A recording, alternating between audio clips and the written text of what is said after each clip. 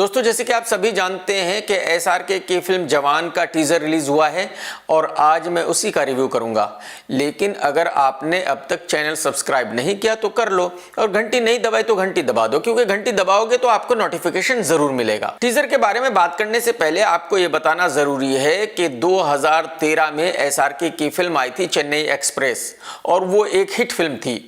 उसके बाद आज तक उनकी कोई फिल्म हिट नहीं हुई, तो जाहिर सी बात है वो इस बात को लेकर परेशान है कि किस तरह से एक हिट फिल्म बनाए। अब बात करते हैं टीजर की। टीजर चालू होता है, अंधेरे में एसआरके आता है और एक पट्टे को जोर से खींचता है। अब एसआरके उस पट्टे को अपने सर पर बांधने लगता है, हाथों पर बांधने लगता है और जब एसआरके की क्लियर पिक्चर दिखती है तो दिखता है कि भाई उसको बहुत सारी चोटें लगी हुई है और सब जगह उसने पट्टे को बांध लिया है। अब आप कहेंगे कि यार एसआरके बिल्कुल ओरिजिनल चीज लेकर आया है, ये तो कमाल ही कर दिया है, जबरदस्त हो गया है। ना जी ना ना ना ना, आपकी बहुत बड़ी गलतफहमी है। भाई एसआरके तो बॉलीवुड का रियल इंग्लिश एक्टर है। वो इंग्लिश बोलता है, इंग्लिश खाता है, इंग्लिश में सोता है और इंग्लिश ही देशों में छुट्टियां मनाता है और यहां तक कि इंग्लिश फिल्में ही देखता है और यहां तक कि इंग्लिश फिल्मों की कॉपी फिल्मों में ही वो काम करता है। तो एसआरके कुछ ओरिजिनल करे ये तो हो ही नहीं सकता, ये तो कभी जिंदगी में होगा ही नहीं, ये मैं गारंटी के साथ कह सकता हूं। तो एक्चुअली एसआरके ने जवान का ये लुक एक इंग्लिश फिल्म डार्क मैन से चुराया है जो 1990 में रिलीज हुई थी। लेकिन कमाल यह है कि जो उस पोस्टर में डार्क मैन की शर्ट का कलर था वही कलर एसआरके की शर्ट का है।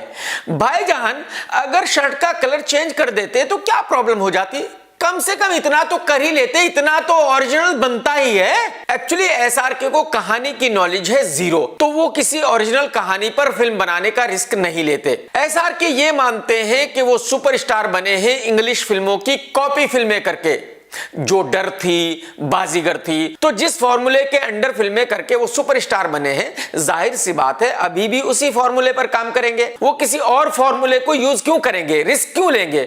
और मेरे ख्याल में यहां वो बिल्कुल सही है। खैर, टीजर पर वापस आते हैं तो एसआरके हट जाता है और कबूतर उड़ता है। अब फिर से एसआरके सीटी बजाते हुए एंटर होता है और एक तिरपाल को जोर से खींचता है और उस तिरपाल के हटते ही दिखाया जाता है कि बहुत सारी बंदूकें हैं, गोलियां हैं, हथियार हैं।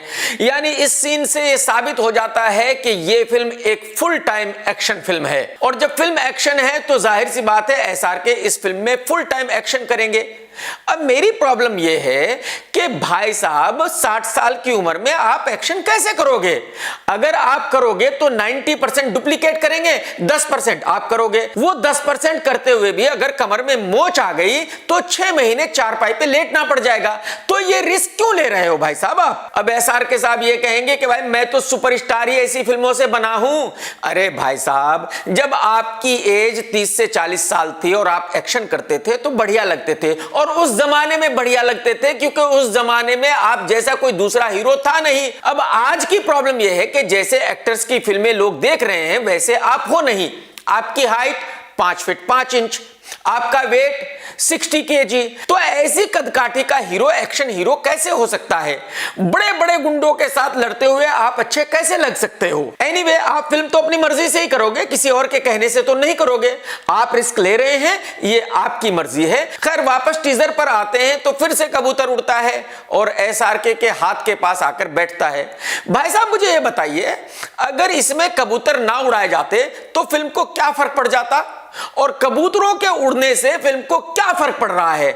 मतलब कोई बहुत ही जबरदस्त फिल्म लग रही है?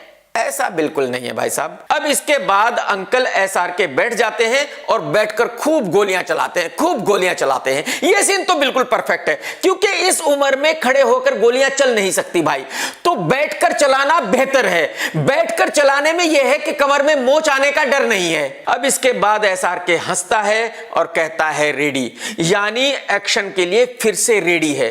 अरे भाई साहब, जब इतने पिट चुके हो, हाथ पैर टूट चुके हैं, पसलियां टूट चुकी है, तो अब आप अपने अंजर पंजर और ढीला क्यों कराना चाहते हो? क्यों पिटना चाहते हो? पहले दवा दारू करा लो, ये जो हाथ पैर टूटे हैं इनको जुड़वा लो, उसके बाद दोबारा लड़ लेना। इतनी जल्दी क्या है भाई साहब आपको? अब आते हैं जवान टाइटल पर। जवान के कई मतलब हो सकते हैं। जवान का मतलब कि यंग हैंडसम जवान। जवान का मतलब एक आर्मी मैन, जो एसआरके इस फिल्म में है नहीं, क्योंकि उनके लुक से साफ पता चल रहा है कि वो आर्मी मैन नहीं है। या जवान का मतलब यह भी हो सकता है कि जैसे डी गैंग का कोई मेंबर या किसी और गैंग का कोई मेंबर, तो ये एसआरके इस फिल्म में हो सकता है, बल्कि हो ही नहीं सकता, शायद है, तभी तो ये फिल्म एक्शन फिल्म बनेगी। लेकिन प्रॉब्लम ये है कि क्या पब्लिक अब एसआरके को ऐसे रोल में देखना कबूल करेगी? क्या पब्लिक को ऐसे रोल में एसआरके को देखने में मजा आएगा, जबकि उनकी उम्र तकरीबन 60 साल है और आज की तारीख में उनको दादा परदादा का रोल करना चाहिए, ना कि जवान हैंडसम यंग एनर्जेटिक फाइटर का रोल। और ये टीजर देखकर ये तो पता चल ही गया है कि एटली कुमार भी फुल टाइम कॉपी मास्टर है। यानी उसने भी जब टीजर में ही इतने सारे सीन दिखा दिए हैं जो बाकी की फिल्मों से लिए गए हैं, तो फिल्म भी वो एकदम कॉपी करके ही बनाएगा। हो सकता है कि किसी फिल्म का रीमेक बना रहा हो, या हो सकता है कि थोड़े सीन यहां से, थोड़े सीन वहां से, थोड़े सीन इस फिल्म से, थोड़े सीन उस फिल्म से, ऐसे करके फिल्म बनाएगा। तो अब इंतजार करते हैं, मैं भी और आप भी, फिल्म रिलीज होने का। जब फिल्म रिलीज होगी तो देखेंगे कि भाई एटली कुमार ने ये कॉपी कैट फिल्म कैसी बनाई है, अच्छी है या बुरी है। टेक केयर दोस्तों, जय हिंद, वंदे मातरम। सत्यमेव जयते।